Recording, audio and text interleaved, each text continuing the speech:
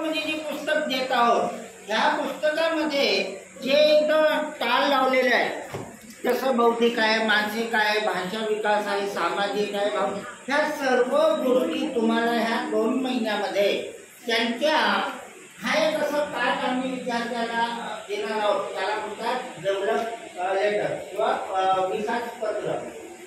तर या विकास पत्रामध्ये त्यांची आज हा पहिला मेळावा आहे आणि पुन्हा आम्ही जुलैच्या पहिल्या हप्त्यामध्ये दुसरा मेळावा घेणार आहोत.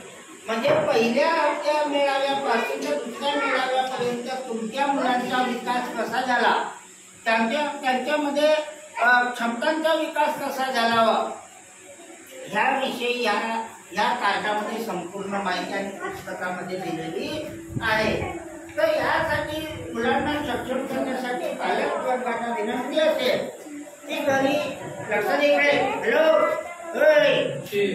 बापा सरळ सरळ बघ